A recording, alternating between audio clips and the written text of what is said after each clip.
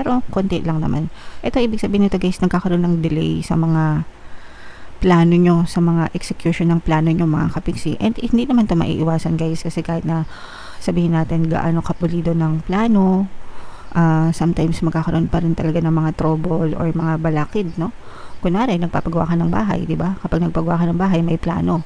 May plano, may timeline, lahat nandun sa plano, yung budget, yung timeline, yung execution. Pero, habang ginagawa mo yung bahay mo, hindi maiiwasan na nagkakaroon ng mga problema, di ba?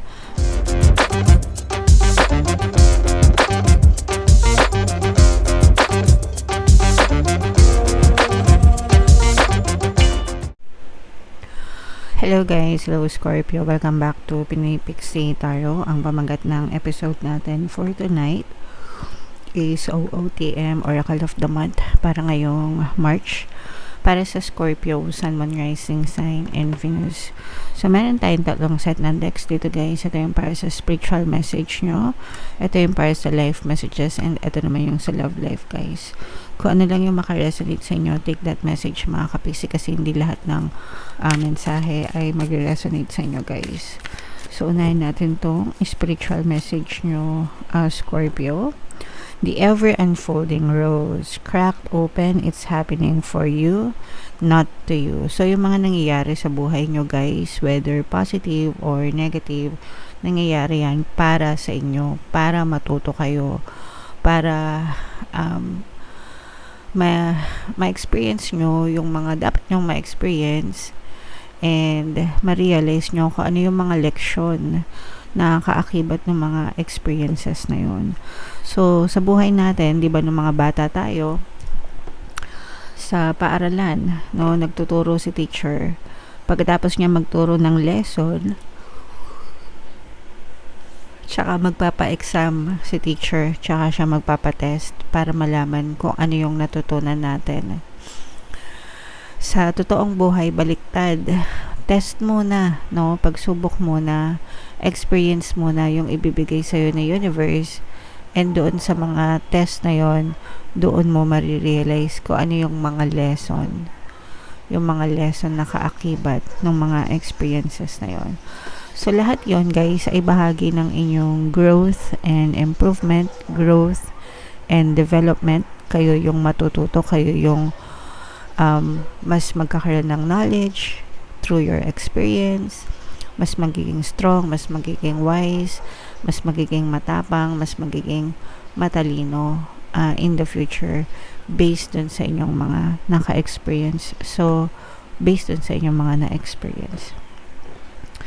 So, whether positive or negative yung mga karanasan nyo, guys, it's all for the better. It's all for your own good, para rin yun sa ikabubuti mo. So, yakapin natin. There's no such thing as negative or positive experience. It's just an experience. Okay? Experience lang siya. Kayo na yung bahalang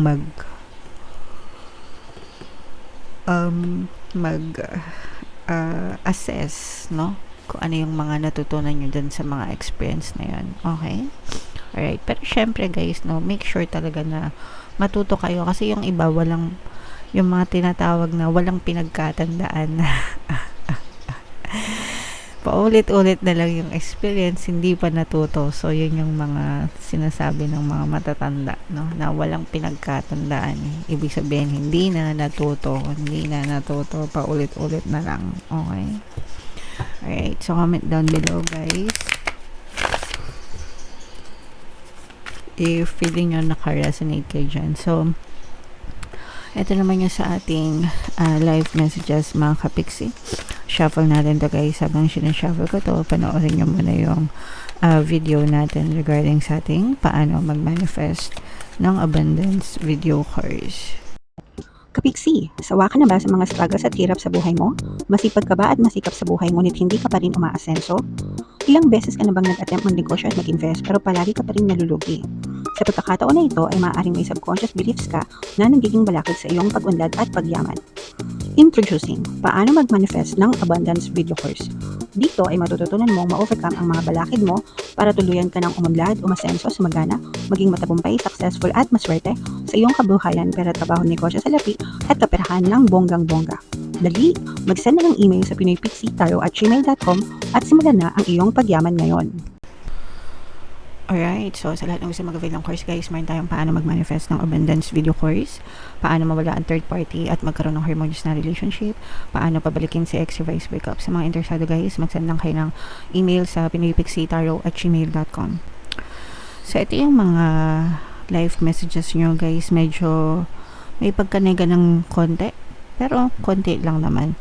Ito ibig sabihin nito guys, nagkakaroon ng delay sa mga plano nyo, sa mga execution ng plano nyo mga kapiksi. And hindi naman to maiiwasan guys, kasi kahit na sabihin natin gaano kapulido ng plano, sometimes magkakaroon pa rin talaga ng mga trouble or mga balakid, no? Kunwari, nagpapagawa ka ng bahay, di ba? Kapag nagpagawa ka ng bahay, may plano. May plano, may timeline, lahat nandun sa plano, yung budget, yung timeline, yung execution. Pero, habang ginagawa mo yung bahay mo, hindi maiiwasan na nagkakaroon ng mga problema, di ba? Minsan mali yung gawa, minsan biglang uulan, minsan biglang magrareklamo yung kapitbahay, minsan biglang magkakasakit yung mga manggagawa. So, nagkakaroon ng bulilyaso, kumbaga, dun sa paggawa ng bahay mo. Ganon din sa buhay natin, mga kapiksi, kahit na gaano kapulido yung plano natin, na gusto natin ganito, ganito, ganyan yung mangyari sa buhay natin. May mga plano tayo, pero may mga variables na hindi maiwasan, no, na nagpe-play ng significant role sa sitwasyon natin. Okay? So, yeah. Okay lang yan mga kapiksi. Kalma lang, no? And just try to fix it. Face it na kalmado yung isip nyo para malampasan nyo yung mga trouble na yan. And kapag nalampasan nyo na, you should just get back on track mga kapiksi. Okay? And kaakibat nito guys is nahaluan kayo ng stress, ng anxiety, no? So nandun syempre kapag may trouble, may problema, doon pumapasok yung overthinking. Kapag nag-overthink na, na-stress na, nag-worry na, sometimes nagkakasakit, no? And bahagi yon guys. Kailangan nyo lang kumalma. Mga kapiksi, hinga ng malalim, kalma. And kung kailangan nyo ng tulong ng ibang tao, humingi kayo ng tulong sa ibang tao guys, para mas madaling masolusyonan, mas madaling maresolbahan mga kapiksi. Okay? Alright, so yeah, comment down below if naka-resonate kayo dyan, Scorpio. So shuffle natin to guys, hanapin natin yung ito naman sa love messages mga kapiksi. Habang sinashuffle natin to guys, sa mga naghahanap ng pampaswerte, meron tayong money shaker jars at saka pampaswerte bracelet guys. Ito yung WhatsApp number ko, i-chat nyo lang ako, ilalagay ko din sa description tsaka sa comment section. Alright, so ito ay very positive energy naman pagdating sa love mga kapiksi. Yung iba sa inyo, nagle-level up yung relationship, may engagement mga kapiksi, no? Promise of forever, kumbaga parang handa na kayo sa commitment, or handa na yung person mo sa commitment. So for some of you, maaari na kayo makatanggap ng mga marriage or wedding proposal sa mga partner nyo. Pwedeng nag-uusap na rin kayo mga kapiksi na magsama, or kung nagsasama na kayo, living in together as a couple, baka gusto nang gawing formal, no, yung marriage guys, no. So this is a happy ending guys. I mean, yung susunod nyo is going to be a happy one, a happy stage. Syempre lahat naman ng nagpapakasal, pero na lang siguro yung mga arranged marriage, no, sa ibang lahi, sa ibang kultura, uso yung mga arranged marriage guys. Syempre pagkakasundo ka sa taong hindi mo kilala, hindi mo mahal. But if you are going to marry somebody na talagang mahal mo, syempre masaya yan. Okay?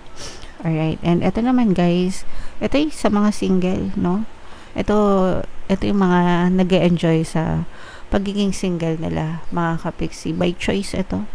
So, masaya, spending time with self, spending time with friends, just having fun. Pwedeng, nagde-date-date din kayo na party-party, group date, lumalabas. Pero without commitment. Kumbaga gusto nyo lang makipag-date.